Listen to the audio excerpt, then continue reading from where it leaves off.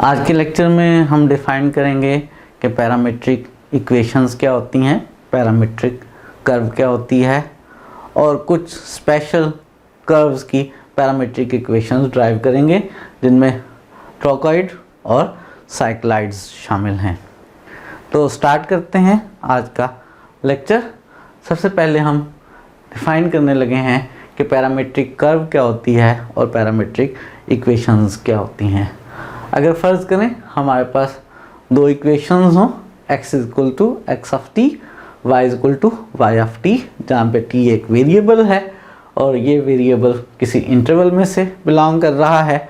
अगर इन points x और y को हम ग्राफ के ऊपर स्केच कर लें तो बनने वाले ग्राफ को हम पैरामीट्रिक कर्व कहा करते हैं। और ये जो दो इक्वेशंस हैं x equal to X of T और y equals to Y of T, इन दोनों को हम पैरामीट्रिक इक्वेशंस कहते हैं।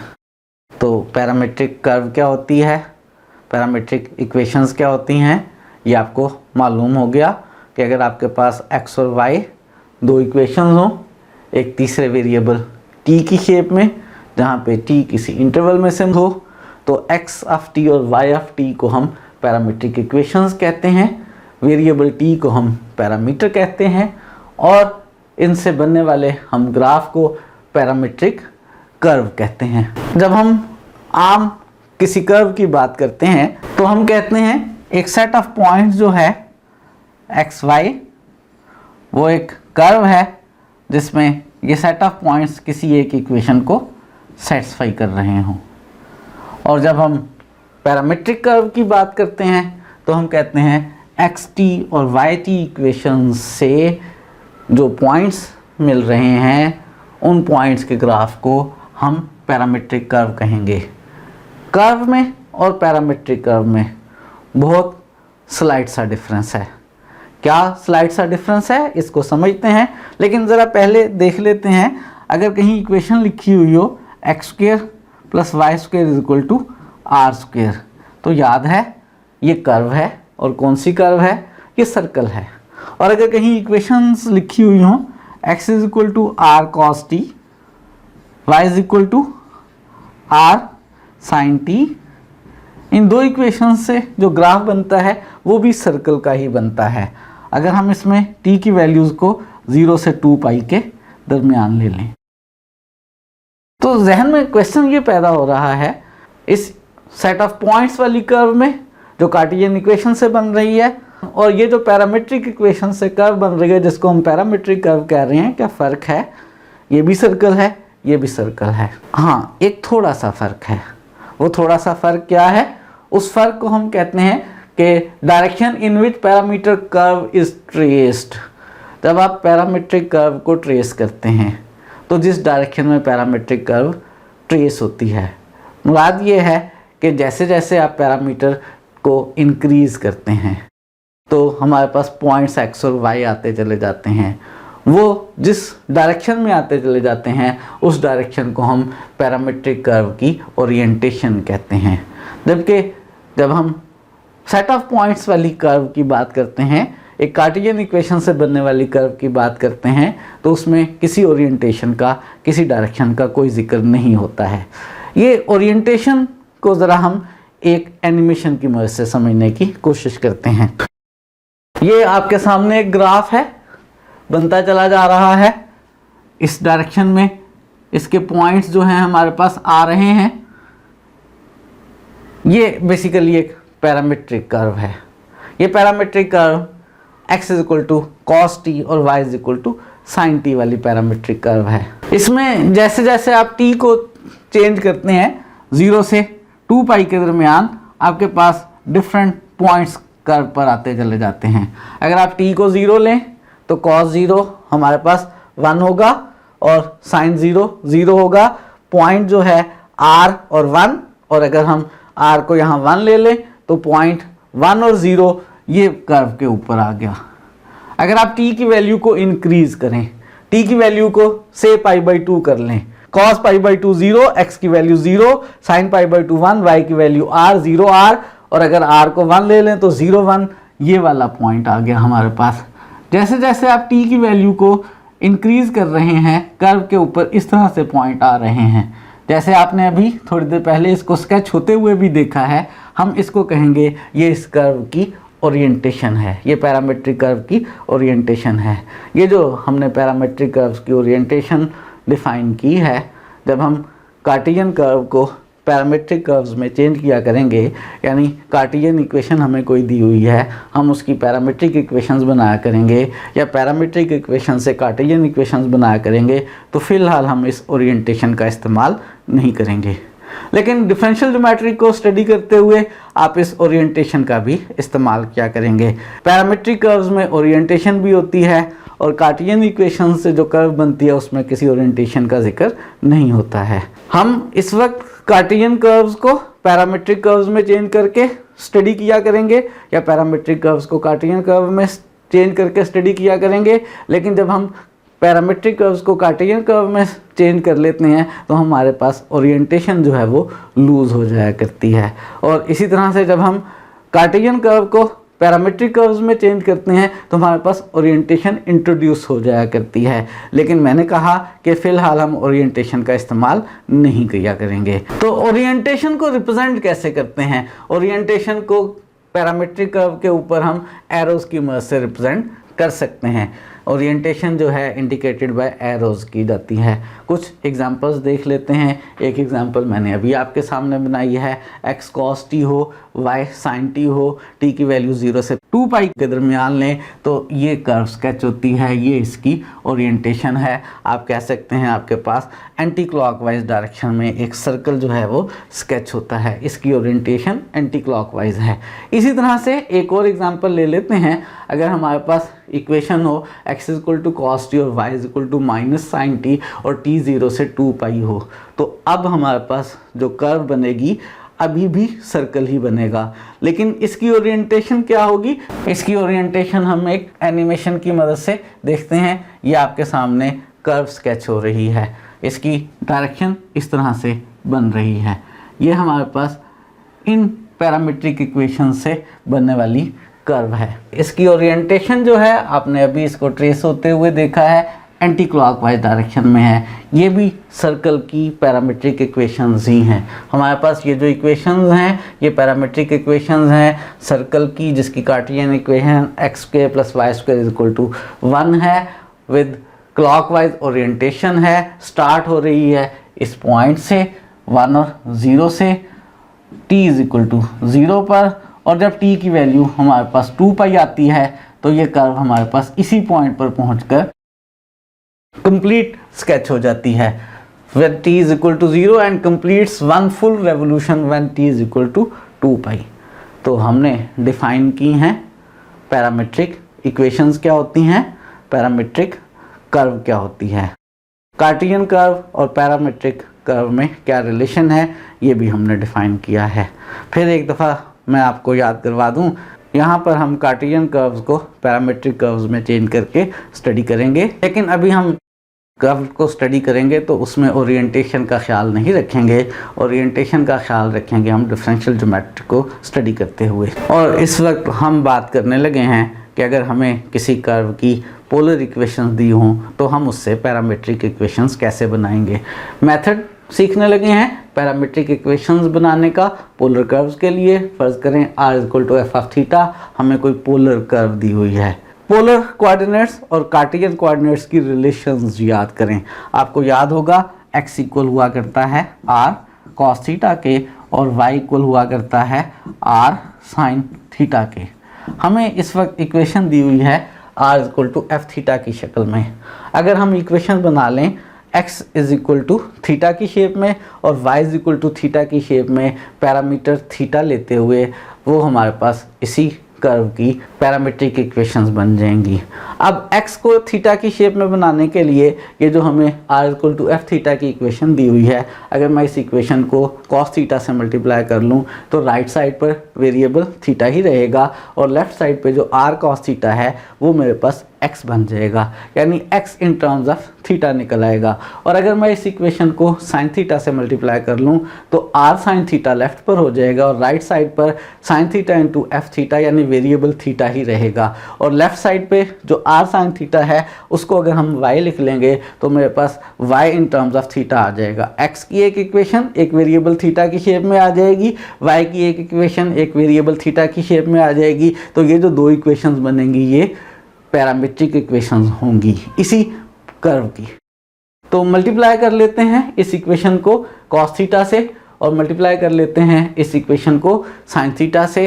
r cos थीटा को हम लिख लेते हैं x और r sin थीटा को हम लिख लेते हैं y। तो x और y हमारे पास आ गए इन टर्म्स ऑफ थीटा।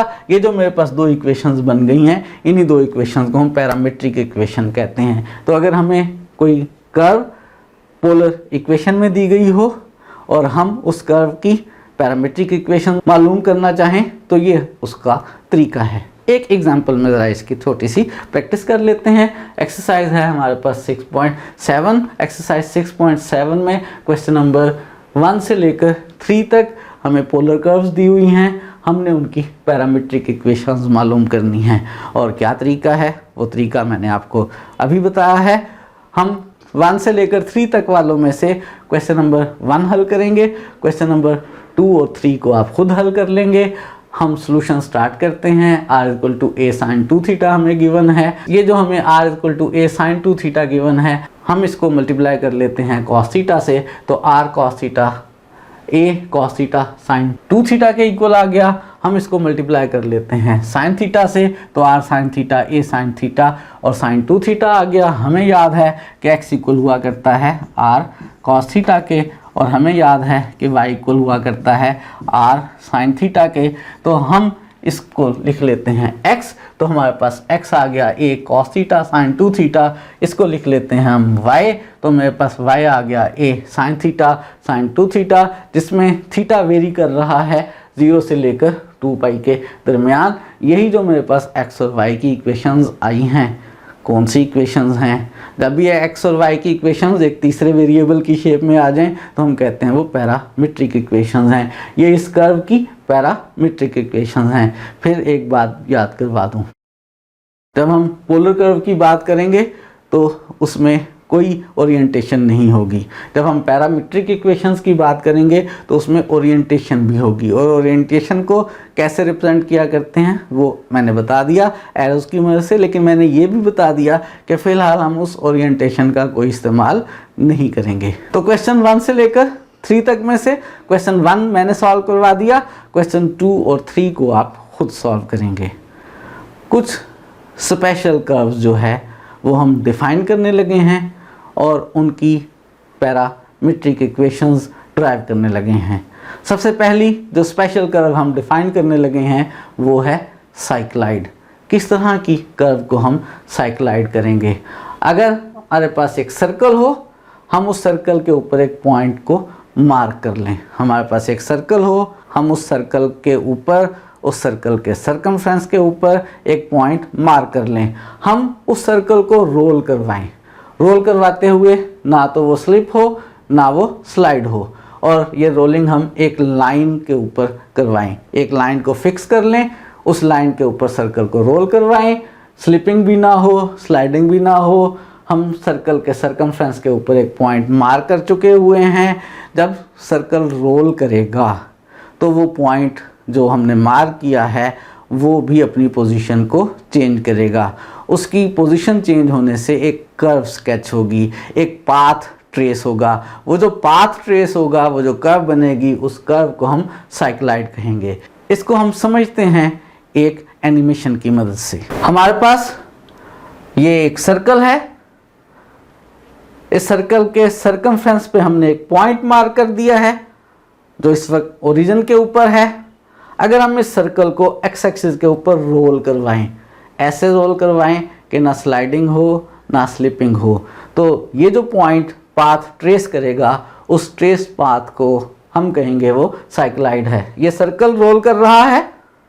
ये जो सर्कल की रोलिंग से ये मार्क पॉइंट ने पाथ ट्रेस किया है, इस पाथ को हम साइक्लाइड कहेंगे। इसी तरह से ये सर्कल जैसे जैसे आगे रोल करता चला जाएगा, हमारे पास इसकी मोशन से कर्व ट्रेस होती चली जाएगी, जो कि हमारे लिए साइक्लाइड है।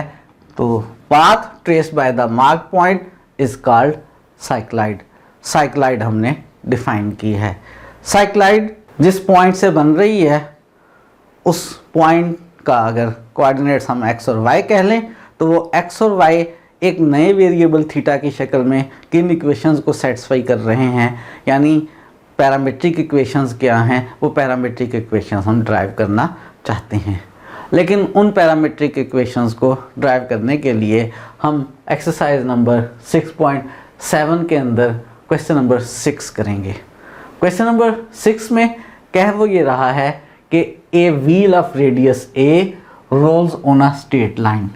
एक व्हील है हमारे पास, ऐसा व्हील है जिसका रेडियस ए है, वो व्हील रोल कर रहा है एक स्ट्रेट लाइन पर विदाउट स्लिपिंग और स्लाइडिंग, और P एक फिक्स पॉइंट है ऑन द व्हील। हमारे पास एक व्हील है, फर्ज करें ये हमारे पास व्हील है, ये फर्ज करें इस व्हील का सेंटर है, इस व्हील का रेडियस जो है वो a है।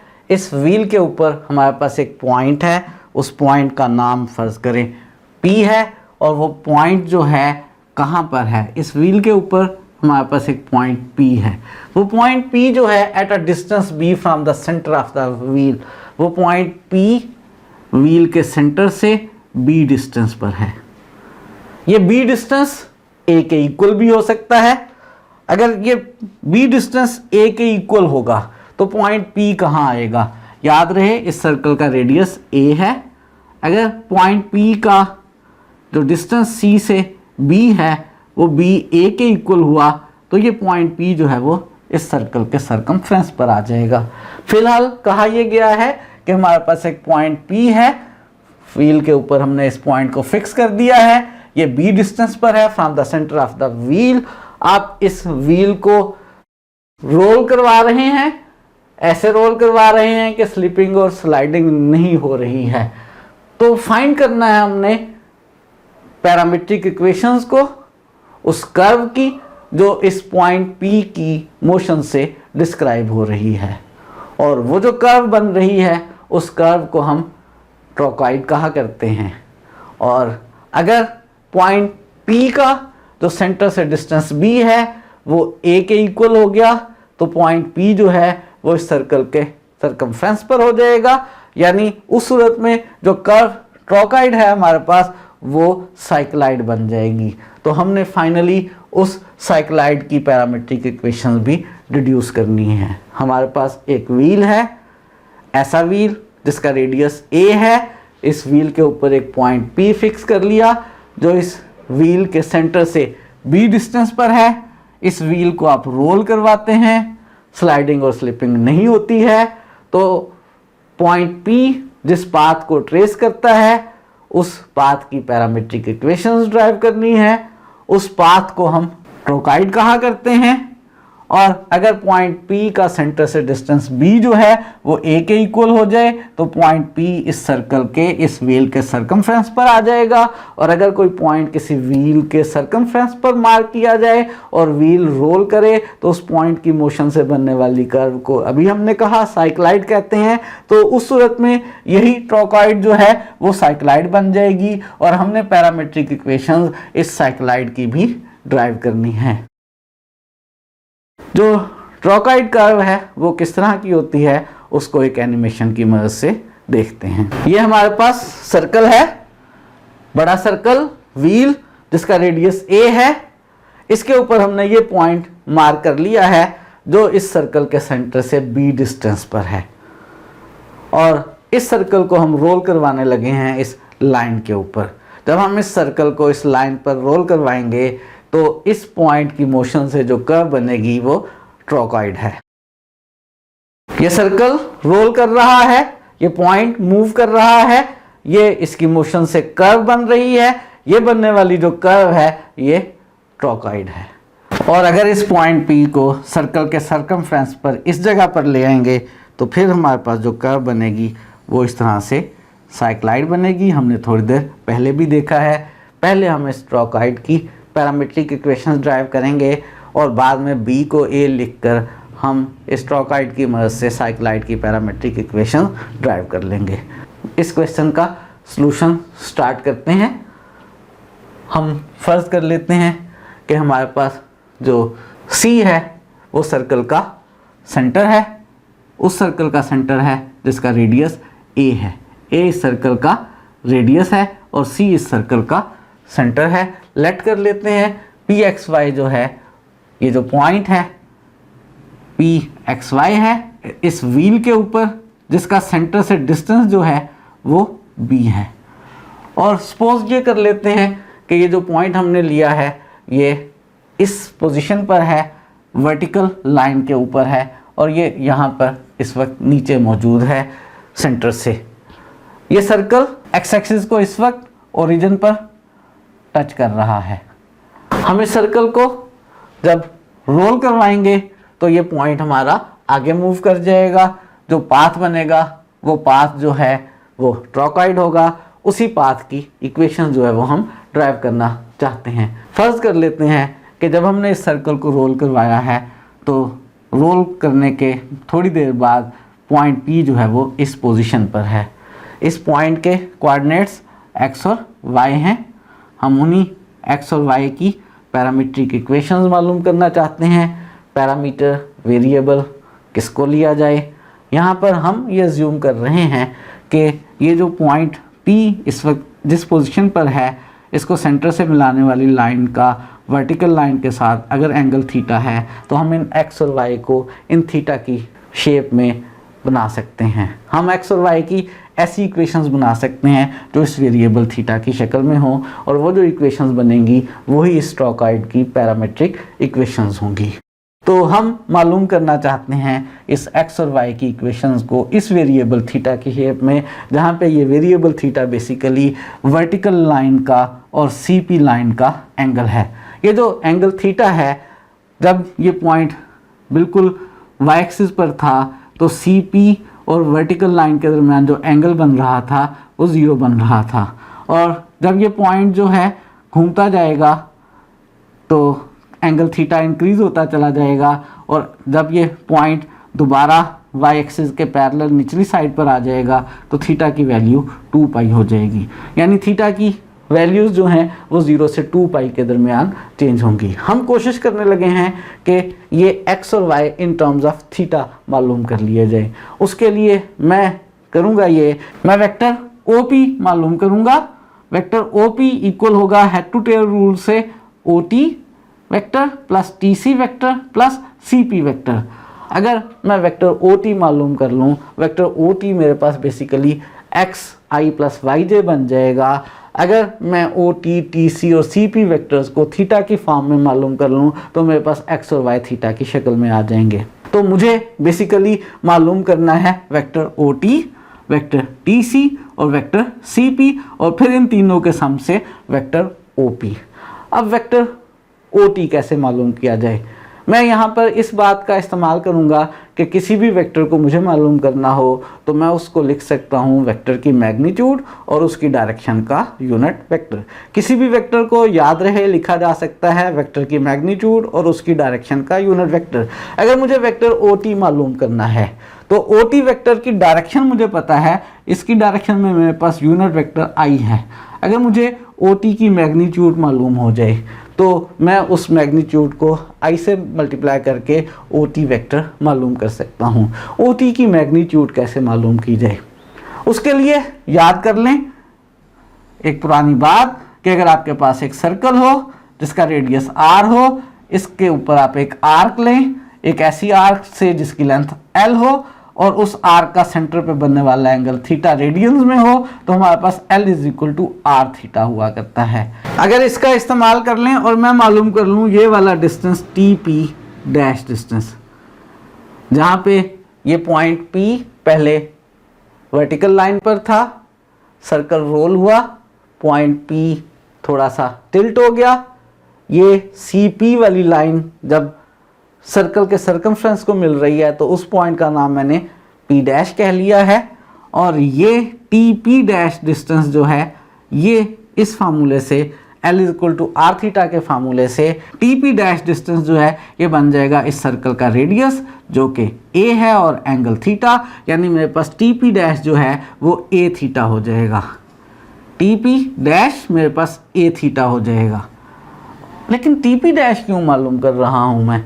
मुझे तो चाहिए क्या, O से T तक। याद रहे जब ये सर्कल इनिशियली यहाँ पर था तो जहाँ पर पॉइंट P था उसके कॉरस्पॉन्डिंग सर्कल के सर्कमफ्रेंस पे जो पॉइंट आ रहा था वो ओरिजिन पर था। जैसे जैसे इस सर्कल ने आगे रोल किया है तो पॉइंट यहाँ पर जो आ रहा था वो अब थोड़ा सा उठ गया है P डैश, लेकिन जितना सर्कल आगे को मूव किया है उतना ही सर्कल ने रोल भी किया है। यानी ये वाला स्टेट डिस्टेंस OT और ये वाला curve distance TP dash equal हैं। जितना सर्कल ने आगे रोल किया है उतना ही इस पॉइंट ने P डैश ने ऊपर को टिल्ट किया है। OT डिस्टेंस और TP डैश कर्व डिस्टेंस ये सेम है। इसी बात को नोट करते हैं। थीटा हमने एंगल सपोज कर लिया है CP का with the vertical line, motion के दरमियान किसी भी इंस्टेंट के ऊपर जो OT है, OT स्टेट डिस्टेंस, ये arc curve distance TP dash के इक्वल है और TP डैश को हम कैलकुलेट कर सकते हैं A थीटा, तो OT जो है वो A थीटा बन गया। मैंने कहा मालूम करना चाहता था मैं वेक्टर OT, मैंने फिलहाल OT की लेंथ मालूम कर ली है। कितनी आ गई है OT की लेंथ? A theta. OT की डायरेक्शन कौन सी है? एक्स एक्सिस पॉजिटिव वाली यानी I वाली डायरेक्शन, और किसी भी वेक्टर को हम लिख सकते हैं उसकी मैग्नीट्यूड और उसकी डायरेक्शन में यूनिट वेक्टर। तो वेक्टर OT को लिख सकता हूं इसकी मैग्नीट्यूड A थीटा और इसकी डायरेक्शन में यूनिट वेक्टर I। अब मैं मालूम करना चाहता हूं वेक्टर TC। TC की लेंथ बताएं कितनी होगी? बिल्कुल सही, ये इस सर्कल का रेडियस है और इस सर्कल का रेडियस a है, तो TC की लेंथ a हो गई। TC की डायरेक्शन कौन सी है? Upward direction. अपवर्ड डायरेक्शन में y एक्सिस यानी यूनिट वेक्टर j होता है। तो अगर मैं वेक्टर TC लिखना चाहता हूं तो वेक्टर TC को लिख सकता हूं इसकी मैग्नीट्यूड a और इसकी डायरेक्शन में यूनिट वेक्टर j। मैं मालूम तो करना चाहता हूं वेक्टर OP, और मैं कह चुका हूं कि वेक्टर OP इक्वल है vector OT plus TC plus CP। Vector OT मैंने निकाल लिया, वेक्टर TC मैंने निकाल लिया। अब फाइनली मैं वेक्टर CP निकाल के इस इक्वेशन में पुट करना चाहता हूं। वेक्टर CP निकालना चाहता हूं। इस डायग्राम को मैं यहाँ दोबारा बना रहा हूं, CP और Q ट्राइंगल को। वेक्टर CP को मैं लिख सकता हूं वेक्टर CQ प्लस QP। तो वेक्टर CP को मैंने by head to tail rule लिख लिया, CQ vector plus QP vector. Vector CQ मालूम करना चाहता हूं। वेक्टर CQ की जो डायरेक्शन है वो नीचे को है -j। वेक्टर CQ की लेंथ कितनी है? ये जो मेरे पास ट्राइंगल बन रही है ये एक राइट एंगल ट्राइंगल बन रही है। इस राइट एंगल ट्राइंगल में थीटा के साथ वाली साइड जो है वो हाइपोटेनस इनटू कॉस थीटा होगी, यानी इसकी लेंथ होगी b कॉस थीटा, और थीटा के सामने वाली साइड जो है वो hypotenuse b into sine theta होगी। ये b कैसे है भला? ये उसने क्वेश्चन में खुद बताया था कि जो पॉइंट P हमने लेना है वो सेंटर से b डिस्टेंस पर लेना है। तो ये CP b हो गया, ये थीटा के साथ वाली side b cos theta, theta के सामने वाली साइड b साइन थीटा। अगर मैं वेक्टर बनाना चाहता हूं तो नीचे को वेक्टर -j हो जाएगा। अगर मैं QP वेक्टर बनाना चाहता हूं तो लेफ्ट साइड पे वेक्टर क्या होगा? यूनिट। लेफ्ट साइड पे यूनिट वेक्टर -i हो जाएगा। तो मेरे पास ये जो वेक्टर CQ है, इस वेक्टर CQ को मैं लिख सकता हूं b cos थीटा और -j, और वेक्टर QP जो है मैं इसको लिख सकता हूं b sin थीटा और -i, और मैं इसको लिख सकता हूं कि CP इक्वल है -b cos theta j -b sin theta i। Vector CP भी निकाल लिया मैंने, वेक्टर OT निकाल लिया, वेक्टर TC निकाल लिया, वेक्टर CP निकाल लिया, वेक्टर OP मालूम करना चाहता था। OP वेक्टर इक्वल है OT plus TC plus CP के, इसमें वैल्यूज पुट कर लेते हैं। OP जो है उसको हम xi प्लस yj लिख सकते हैं। OT वेक्टर की value a theta i, TC vector की वैल्यू a j और CP vector minus b cos theta j minus b sin theta i। मालूम करना चाहते हैं x और y की इक्वेशंस को in the form of variable theta. Left side पे हमारे पास xi प्लस yj है, राइट साइड पे हमारे पास कुछ वेक्टर्स हैं जिनमें i कंपोनेंट्स भी मौजूद हैं, j कंपोनेंट्स भी मौजूद हैं। ऐसा करते हैं कि राइट साइड पे ये जो हमारे पास i और j वाले कंपोनेंट्स हैं इनको इकट्ठा कर लेते हैं। i वाले ये दोनों कंपोनेंट्स इकट्ठे कर लेते हैं और j वाले ये दोनों कंपोनेंट्स इकट्ठे कर लेते हैं। तो हमारे पास xi प्लस yj i वाले कंपोनेंट्स इकट्ठे करेंगे तो हमारे पास a theta minus b sine theta आ जाएगा i के साथ। j वाले कंपोनेंट्स इकट्ठे करेंगे तो हमारे पास j के साथ a minus b cos theta आ जाएगा। और याद रहे अगर दो वेक्टर्स हों i j की फॉर्म में तो इक्वल एक ही सूरत में हो सकते हैं कि उनके कंपोनेंट्स अलॉन्ग x एक्सिस यानी i कंपोनेंट्स भी सेम हो और j कंपोनेंट्स भी सेम हो। तो कंपेयर कर लेते हैं i और j कंपोनेंट्स को। i कंपोनेंट्स को कंपेयर करेंगे तो हमारे पास x की वैल्यू आ जाएगी a theta minus b sine theta और y कंपोनेंट्स को कंपेयर करेंगे तो हमारे पास y की वैल्यू आ जाएगी a minus b cos theta. ये जो हमने x और y को इन टर्म्स ऑफ थीटा मालूम कर लिया है, जहाँ पर थीटा की वैल्यू 0 से 2 पाई तक लें तो हमारे पास जो ट्रोकाइड है उसकी एक आर्च बन रही है। ये हमारे पास पैरामीट्रिक इक्वेशंस आ गई हैं ट्रोकाइड की जो पैरामीट्रिक इक्वेशंस हैं और जो ट्रोकाइड है हमारे पास वो कुछ इस तरह की शेप बना रही है। 0 से 2 पाई तक इसकी एक आर्च आ गई है। और फाइनल काम हम इसकी मदद से साइक्लाइड की पैरामीट्रिक इक्वेशंस ड्राइव करना चाहते हैं। और साइक्लाइड की पैरामीट्रिक इक्वेशंस कैसे ड्राइव होंगी? जी, साइक्लाइड की पैरामीट्रिक इक्वेशंस अगर हम ड्राइव करना चाहते हैं तो जो हमारे पास पॉइंट P है वो सर्कल के सरकमफ्रेंस पर आएगा। सर्कल के सरकमफ्रेंस पर आएगा तो साइक्लाइड बन जाएगी और सर्कल के सरकमफ्रेंस पर आएगा तो हमारे पास जो B है पॉइंट P का सेंटर से डिस्टेंस वो सर्कल के रेडियस के इक्वल यानी A के इक्वल हो जाएगा। यहाँ पर B की जगह A सब्स्टिट्यूट कर लें तो हमारे पास क्या आ जाएंगी? पैरामीट्रिक इक्वेशंस आ जाएंगी। कौन सी कर्व की? साइक्लाइड वाली कर्व की पैरामीट्रिक इक्वेशंस आ जाएंगी। तो b की जगह a लिखने से x आ जाएगा a theta minus a sine theta. b की जगह a लिखने से y आ जाएगा a minus a cos theta. और यही पैरामीट्रिक इक्वेशंस आ गई हैं साइक्लाइड की। थोड़ा सा ऐसा करते हैं कि इसमें से और इसमें से a कॉमन ले लेते हैं। x आ गया a into theta minus sine theta और y आ गया a into 1 minus cos theta. ये पैरामीट्रिक इक्वेशंस आ गई हैं अब साइक्लाइड की। आज के लेक्चर में हमने डिफाइन की हैं पैरामीट्रिक इक्वेशंस, पैरामीट्रिक कर्व्स और हमने ऐसी कर्व्स जिनकी पोलर इक्वेशंस दी हों उनकी पैरामीट्रिक इक्वेशंस कैसे मालूम करते हैं ये सीखा है, एक एग्जांपल की है। और दो स्पेशल कर्व्स हैं जिनकी हमने आज पैरामीट्रिक इक्वेशंस ड्राइव की हैं। एक हमारे पास जो है ट्रोकाइड है और दूसरी उसका स्पेशल केस साइक्लाइड है। दो स्पेशल कर्व्स और स्टडी करेंगे हम आने वाले लेक्चर्स में, हाइपोसाइक्लाइड और एपिसाइक्लाइड।